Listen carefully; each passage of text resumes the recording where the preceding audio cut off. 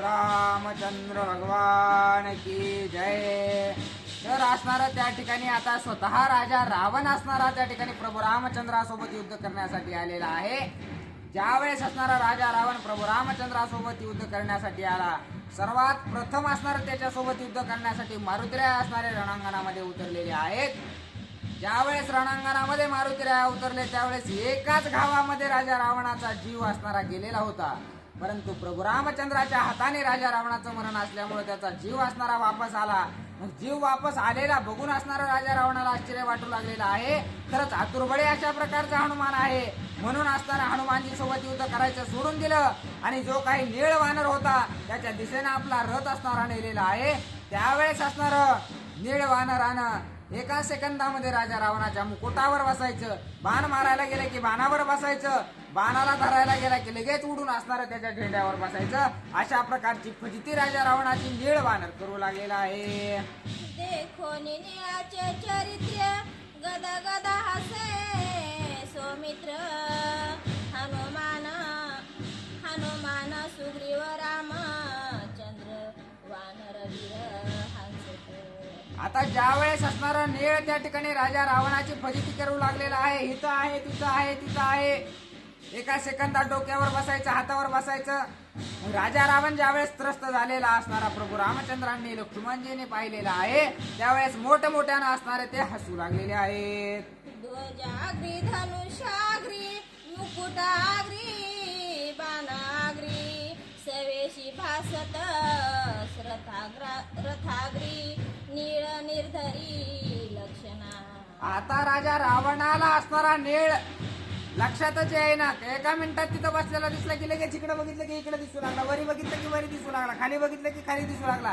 मग जिकडं पाहावं तिकडं त्याला नीळ दिसल्यामुळं मारावं तरी याला कुठं कुठं कुठं बाण सोडावेत आणि कुठं कुठं बाण सोडून याचा घात करावा अशा प्रकारचा विचार राजा रावणाला पडलेला आहे. विस्मय मामाने श्री रघुनाथा विस्मय माने हनुमंत सौमित्रा विस्मत वानर समस्त नीळलंकानाथ गांजिला. आता सर्व जणांना आश्चर्य वाटू लागलेलं आहे नीळ वानराचं, की नीळ वानरानं राजा रावणाला एवढं त्रस्त केलं की काय करू आणि काय नाही अशी अवस्था झाल्याच्या नंतर सर्व जणांना आश्चर्य वाटू लागलेलं आहे की नीळ वानर सुद्धा एवढा सामर्थ्यवान आहे, नीळ वानर सुद्धा असणारा एवढा बुद्धिवंत आहे, याचं आश्चर्य सर्वांना वाटत आहे. वीस बहु वीस डोळे रावण एकग्रा केला निळे युद्ध काय होते ते न कळे सम्राट मेळे तटस्थ. एकटा एक नीळ वानर होता. राजा रावणाकडं 20 डोळे होते, 20 हात होते, 20 मुंडके होते, परंतु त्याला काही असणार कुठं नीळ वानर आहे हेच कळेना.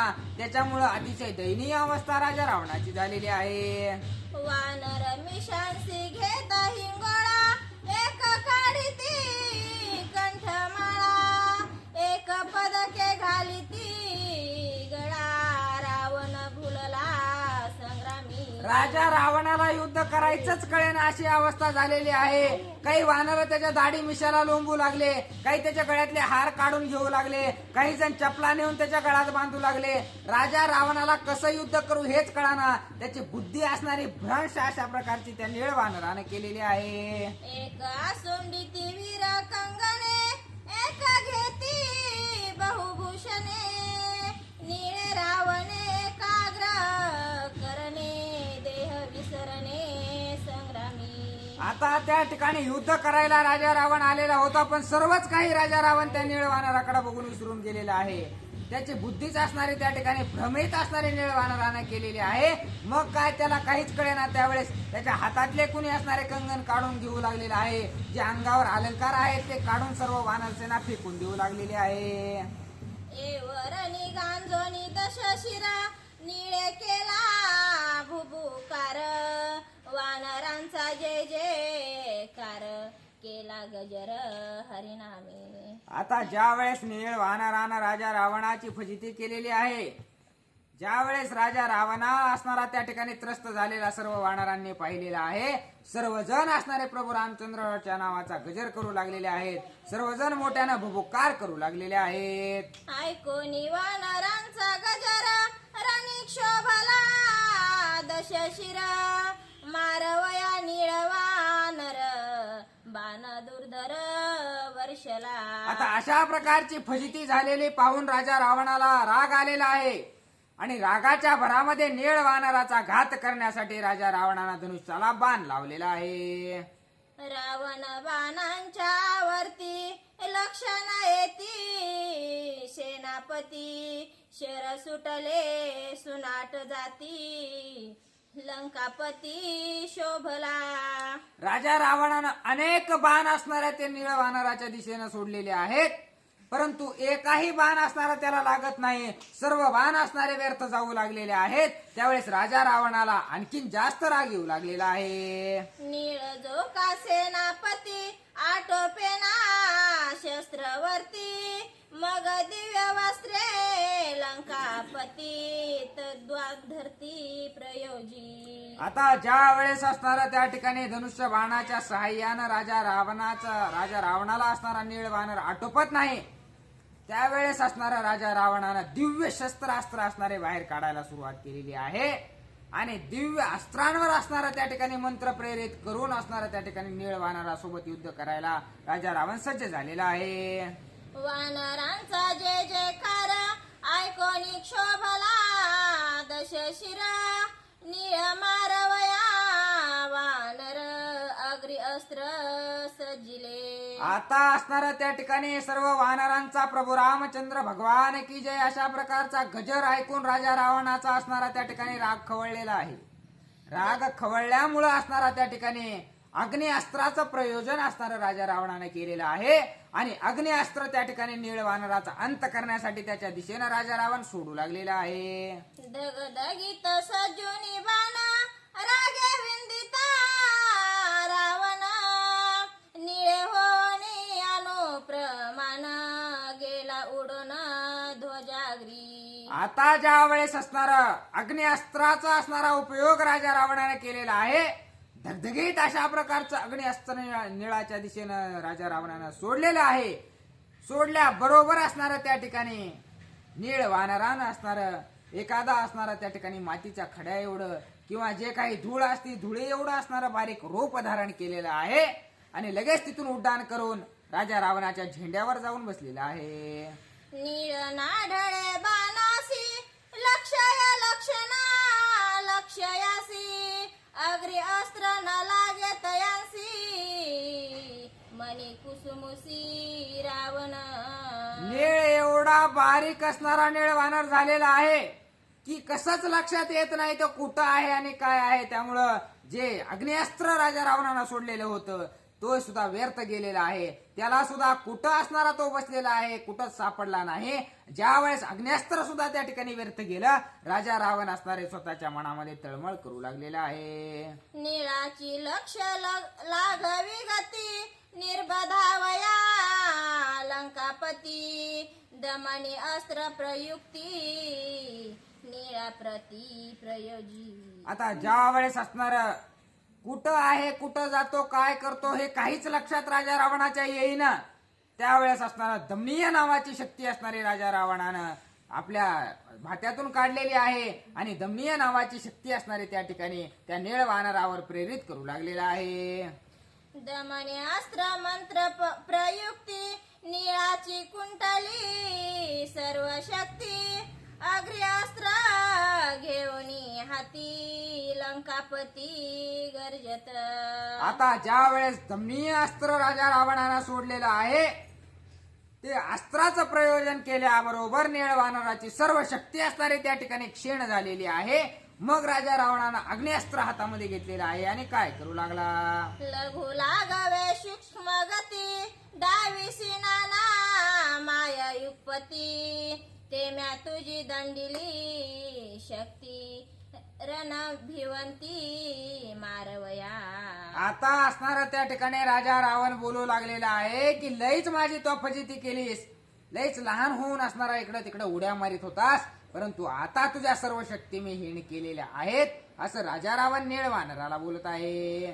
तुझा घ्यावया निज प्राण म्या सोडिला आहे बाण, पाहू तुझी अंगवन आपण आपण वाचवी. आता राजा रावणानं असणारा धनुष्याला बाण लावलेला आहे आणि नीळ वानराला म्हणू लागलेला आहे की तुझ्यामध्ये जर खरंच शक्ती असेल तर माझ्या या बाणापासून तू स्वतःला वाचून दाखव, असं राजा रावण नीळ वानराला बोलत आहे. नीळ लक्षणीय ध्वजाग्री आग्री बाण घेऊनी करी, रावण विंदी निज निर्धारी रण गजरी गर्जनी. आता असणार त्या ठिकाणी नीळ वानर असणारा राजा रावणाच्या झेंड्यावर जाऊन बसलेले आहेत. त्यावेळेस असणार अग्नी अस्त्र राजा रावण त्या नीळ वानराच्या दिशेनं सोडू लागलेला आहे. येता देखोनी आग्री बाण नीळ करीता नये उठाना, मंत्रात रे निज शक्ती क्षीण हृदयी बाण खडतरला. आता असणारा दमनीय नावाच्या अस्त्राचा उपयोग राजा रावणानं केलेला होता. सर्व शक्ती असणाऱ्या निळाच्या गेलेल्या होत्या. त्यावेळेस राजा रावणानं जे असणारं अग्निअस्त्र सोडलेलं आहे ते अस्त्र आल्याच्या नंतर असणार नीळ वानराला उड्डाणही करता येईना. सर्व शक्ती असणारी हीण झालेली होती. आल्याबरोबर त्याचा बाण असणारा राजा रावणाचा जो बाण होता तो नीळ वानराच्या हृदयामध्ये घुसलेला आहे. हृदयी लागताची बाण नीळ करी श्रीराम स्मरण, येता येता पळाले मरण, वर कांती बाण खडतरले. आता असणारा त्या ठिकाणी जो बाण राजा रावणाचा निळाला लागलेला होता, बाण लागल्याबरोबर प्रभू रामचंद्राचं नामस्मरण असणार त्या ठिकाणी वाढवलेलं आहे. आणि नामस्मरण वाढवल्याबरोबर असणार जे मरण आलेलं होतं ते मरण सुद्धा त्या ठिकाणाहून पळून गेलेलं आहे. मरता मरता असणारा त्या ठिकाणी नीळ वानर वाचलेला आहे. जेथे श्रीराम स्मरण तेथे कल्पती नारी गे मरण, निळाचा वाचला प्राण वर कांती बाण लागला. जिथं असणारं प्रभू रामचंद्राचं नामस्मरण असतं तिथं असणारं स्वप्नात सुद्धा मरण येऊ शकत नाही. मग प्रत्यक्षात मरण येणं तर दूरची गोष्ट आहे. तशाच प्रकारचं नामस्मरण असणारं नीळ वानर प्रभू रामचंद्राचं करत असल्या कारणानं मरण येता येता असणारं त्या ठिकाणी मरण निवारलेलं आहे प्रभू रामचंद्रांनी, असं नाथबाबा सांगतात. लागता अग्री अस्त्र घात नीळ भूतळी पडे मूर्छित, तेही झाले विपरीत अत्यंभूत ते ऐका. आता ज्या वेळेस असणारा राजा रावणाचा बाण अग्निबाण असणारा नीळ वानराला लागलेला आहे त्यावेळेस बेशुद्ध अवस्था असणारी नीळ वानराला आलेली आहे. पण तिथं सुद्धा एक नवलच घडलं. ते काय घडलं ऐका. आग्री अस्त्रे करावे घात तव आग्री निळाचा पिता तो न, आग्री अस्त्रे करावे घात तव आग्री निळाचा पिता तो न करिता प्रणाघाता नीळ तत्वता वाचला. आणि तिथं आणखीन एक गोष्ट असणारी महत्वाची होती की निळाचे जे वडील होते ते असणारे अग्निदेवता होते आणि अग्निअस्त्रातच प्रेरण असणारं राजा रावणानं केलं होतं. परंतु पिता पुत्राचा घात करू शकत नाही म्हणून असणारं त्या ठिकाणी अग्निदेवतांनी रक्षण असणारं निळाचं केलेलं आहे आणि त्याचा प्राण वाचलेला आहे. लागता अग्निअस्त्राचा बाण निळे केला राम स्मरण, घालून वीरासन मूर्छपन्न तो पडिला. आता असणारं त्या ठिकाणी प्रभू रामचंद्राचं नामस्मरण सुद्धा असणारं त्या नीळ वानरानं केलेलं आहे म्हणून त्याचा जीव असणारा त्या ठिकाणी वाचलेला आहे आणि मूर्छना अवस्था असणारी थोड्या वेळासाठी नीळ वानराला आलेली आहे. अग्री अस्त्राचा ताप शमोन श्रीराम नाम स्मरणे बोलावून, नीळ सुखे मूर्छिपन्न सुख संपन्न श्रीरामे. अग्निबाण असणारा नीळ वानराला लागलेला आहे परंतु कसल्याही प्रकारचा त्रास न होता असणारा त्या ठिकाणी आनंदामध्ये मूर्छना अवस्थेमध्ये असणारा त्या ठिकाणी नीळ वानर पडलेले आहेत असं नाथबाबा सांगतात. वानरा रामाचे निज भक्त त्यांसी पडता रणअंत सबाह्य प्रगटोनी रघुनाथ रक्षी भक्त स्वानंदे. वानर हे असणारे प्रभू रामचंद्राचे भक्त अशा प्रकारचे आहेत. प्रभू रामचंद्राची सेवा करणारे आहेत, प्रभू रामचंद्राचं नामस्मरण करणारे आहेत, म्हणून असणारा त्यांच्या हृदयामध्ये जाऊन सुद्धा असणारा त्यांचं संरक्षण करणारे अशा प्रकारचे प्रभू रामचंद्र आहेत असं बोलतात. अंतकाळीचा सोयरा रघुनाथ शस्त्र अभिघाती सुखोन्मत या परी रक्षी निज भक्त युद्धांत श्रीराम. अंतकाळीचा सोयरा म्हणजे ज्या वेळेस असणारा मरणाची वेळ येते तोपर्यंत आणि मेल्याच्या नंतर सुद्धा साथ देणारा अशा प्रकारचा भगवंत प्रभू रामचंद्र आहे.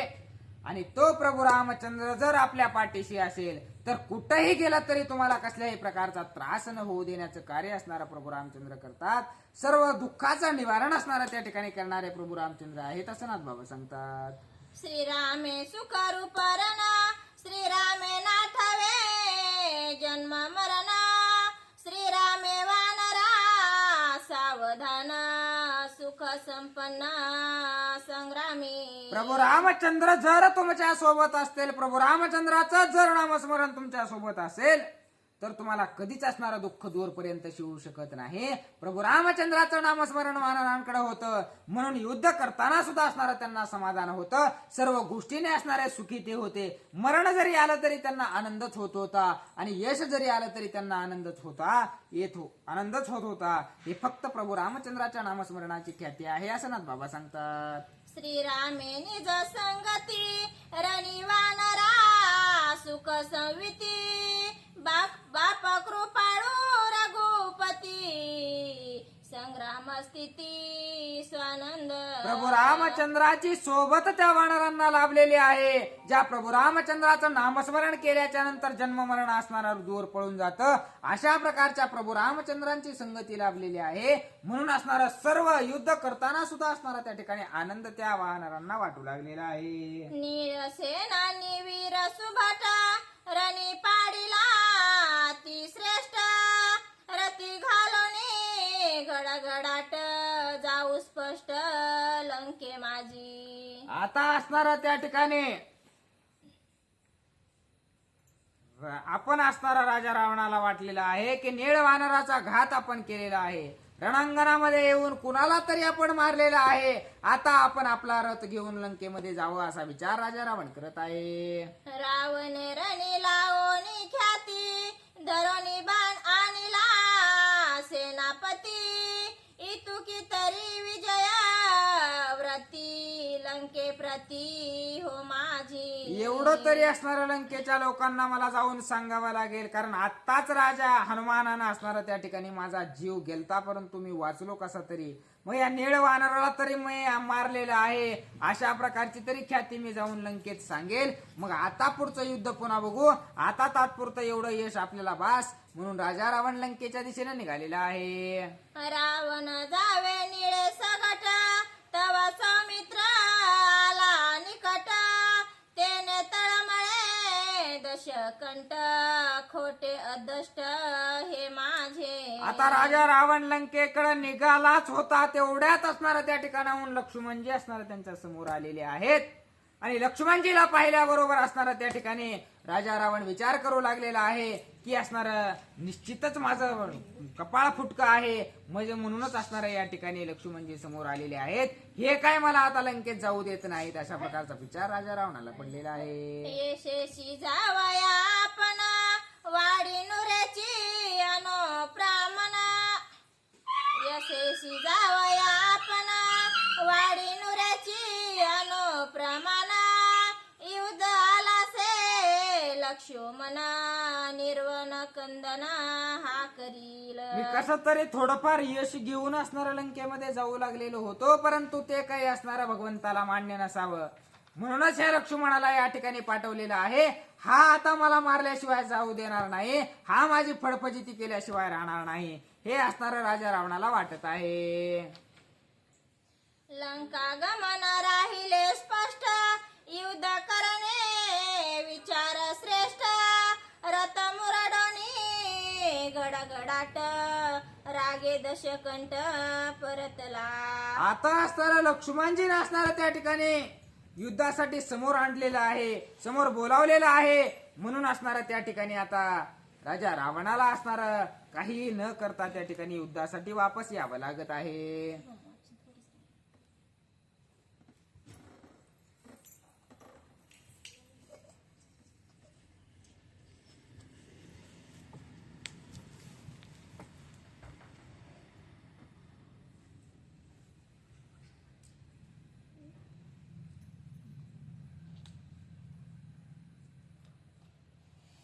प्रभु रामचंद्र भगवान की जय. एक प्रभुम एक शंभर, एक वृत्त एक देवेंद्र, तैस रावणेसी सौमित्र, युद्ध सत्वर मिसला. आता असणार त्या ठिकाणी मुंगसाची आणि सापाची जशा प्रकारे युद्ध व्हावं तशा प्रकारे असणार लक्ष्मणजी आणि राजा रावण युद्धामध्ये मिसळलेले आहेत. परंतु कसल्याही प्रकारची राजा रावणाची लक्ष्मणजी सोबत युद्ध करण्याची इच्छा नाही. परंतु रणांगणातून आता पळ काढता येत नाही. म्हणून असणारा त्या ठिकाणी लक्ष्मणजी सोबत युद्ध करण्यासाठी राजा रावण समोर आलेला आहे. सौमित्र रावणाचे रण, क्षेत्र त्रिविचित्र दारुण, एका जनार्दना शरण, श्रोती अवधान मज घ्यावे. आता असणार त्या ठिकाणी लक्ष्मणजीचं आणि राजा रावणाचं युद्ध हे असणार अतिशय शस्त्रास्त्राचा प्रयोग असणारा दोघंही करणार आहेत. अतिशय असणारा रमणीय अशा प्रकारचं हे युद्ध होणार आहे आणि अतिशय गोड अशा प्रकारची ती कथा आहे असं नाथबाबा सांगतात.